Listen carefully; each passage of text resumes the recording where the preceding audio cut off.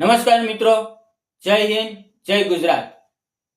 મિત્રો, જો તમે 2026માં ઇલેક્ટ્રિક સ્કૂટર ખરીદવાનું વિચારી રહ્યા છો તો તમારા માટે એક મહત્વના સમાચાર છે। મિત્રો, કેન્દ્ર સરકારની પીએમ ઈ ડ્રાઈવ યોજના હેઠળ ઇલેક્ટ્રિક ટુ વ્હીલર ખરીદનાર લોકોને મોટી સહાય આપવામાં આવી છે।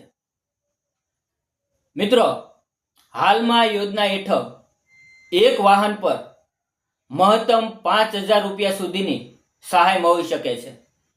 અને દોસ્તો, મહત્વની વાત એ છે કે આ સહાય સીધી શોરૂમના બિલમાં ઘટાડા તરીકે મળે છે, એટલે તમારે અલગથી કોઈ અરજી કરવાની કે ક્યાંય જવાની જરૂર પડતી નથી। મિત્રો, હવે વાત કરીએ કે આ યોજના મેળવવા માટે કયા કયા દસ્તાવેજોની આની અંદર જરૂર પડશે। તો આની અંદર તમારે આધાર કાર્ડ અને આધાર કાર્ડ સાથે જોડાયેલ મોબાઈલ નંબર અને બેંક એકાઉન્ટની વિગતો, આટલી જ વસ્તુની જરૂર પડશે। હવે વાહન ખરીદતી વખતે તમારે ડીલરને તમારી માહિતી આપવાની છે।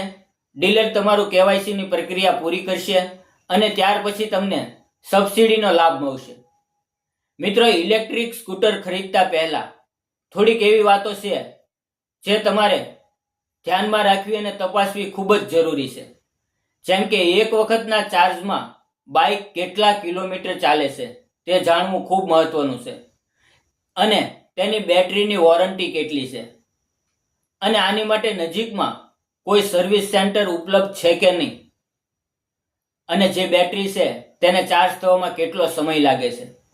મિત્રો, યાદ રાખો, સરકારની આ સહાય 31 જુલાઈ 2026 સુધી ઉપલબ્ધ છે, એટલે જો તમે નવું સ્કૂટર લેવાનું આયોજન કરી રહ્યા હોવ તો ખરીદી કરતા પહેલા અધિકૃત ડીલર પાસેથી સબસિડી અંગેની તાજી માહિતી ચોક્કસ મેળવી લેજો।